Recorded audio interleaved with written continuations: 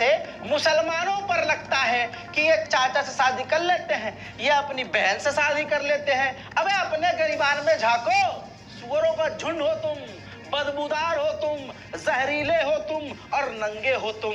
मुंबई में एक चाचा अपनी भतीजी के साथ, चाचा अपनी भतीजी के साथ, 13 साल की भतीजी के साथ, जिसके माँ बाप मर चुके थे, चाचा चाची के भरोसे वो 13 साल की बच्ची थी। चाचा जिसका नाम, पहले इस हैवान का फोटो देखिए, वीडियो को शेयर कीजिए ताकि दुनिया को पता चले और पूरे देश को पता चले और खासकर अंधभक्तों को अपने खानदान के बारे में पता चले, मुसलमानों को गालियां बकने वाले लोगों को पता चले कि तुम्हारी असलियत क्या है। दोस्तों, ये है किशन चंदौलिया। जी हाँ, किशन चंदौलिया।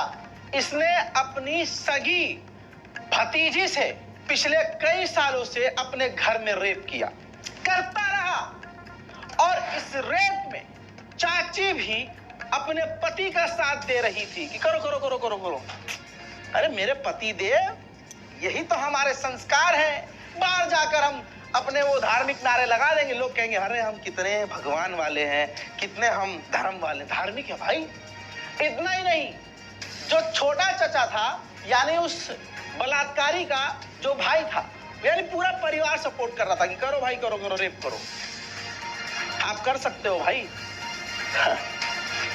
उसके बाद लड़की तंग आकर आस पड़ोस बताती है, मामला गरमाता है। लड़की हिंदू, बलात्कारी हिंदू, आपस का घर का मामला है, इल्जाम मुसलमानों पर लगता है। अबे अपना गरीबान कभी तो चीर के देखा करो बे, घटिया इंसानों। इतना ही नहीं, जब मोहल्ले में ये बात फैल गई तो चचा फरार हो गया, पुलिस पकड़ नहीं पाई और पकड़ेगी भी नहीं। घर पर बिल्डोजर चलेगा भी नहीं, ये है हकीकत। घर पर बिल्डोजर भी नहीं चलेगा। अब योगी और मोदी जी का बिल्डोजर लूला हो जाएगा, अब नहीं चलेगा। ना ना ना, ना। मुसलमान होता तो 7 घर मुसलमानों के उड़ा दिए जाते। चलो चलो चलो, बुलडोजर आ गया, टक टक टक टक टक, चलो खत्म। 10 करोड़ की हवेली गिरा देंगे। एक पत्थर चलाने से पूरी हवेली गिरा दी जाती है, पूरा बंगला गिरा दिया जाता है। हिंदू बेटी का बलात्कार चचा करे तो वो गिरफ्तार भी नहीं होता है। सुनिए, ये जो अंबेडकर नगर मानपुर, शहीद नगर सोनापुर मानपुर, उसमें आरती नाम की लड़की है, 14-15 साल की माइनर। उसके साथ उसका सगा चाचा कितने महीने से, कितने सालों से अत्याचार कर रहा था, उसके साथ रेप कर रहा था। और वो बच्ची है, अनाथ बच्ची है ना, उसके माँ बाप है, अनाथ है, कुछ सहारा नहीं है। तो चाचा जो गुजर गए, जो चाचा है, चाचा और चाची के घर पल रही थी लड़की, तो इसका फायदा उसका, वो लड़की का, आरती का छोटा भाई अपंग है, वो बेचारी को कोई दूसरा सहारा नहीं है, उसके माँ बाप तो है नहीं, वो चाचा चाची के सहारे थे। तो चाचा नराधम उसका फायदा उठा के वो लड़की के साथ अत्याचार कर रहा था, कितने सालों से, कितने महीने से उसके ऊपर रेप कर रहा था। फिर जब, और उसकी चाची जो है उसका सपोर्ट कर रही थी, वो उसका साथ दे रही थी, और उसका भाई जो दूसरा है आरोपी का भाई, वो भी उसका साथ दे रहा था, सब साथ दे रहे थे। उसके ऊपर पूरे फैमिली बहुत अत्याचार कर रही थी। लड़की तंग आके बाद में उसने बाहर आके बात की, फिर ये बात पुलिस स्टेशन तक गई। 17 तारीख को घटना हुई, अभी कितनी तारीख है, 22 तारीख तक होगा।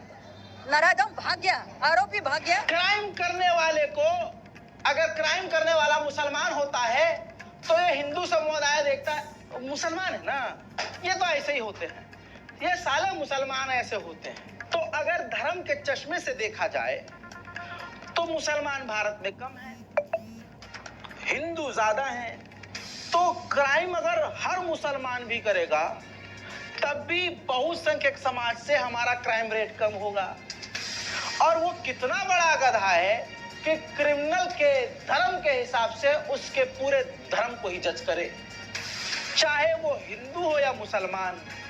मैं तो आईना दिखाता हूँ, ये रोज बात बोलकर कि अपने गरीबान में झांको और कभी मजहब के चश्मे से क्रिमिनल को मत देखो।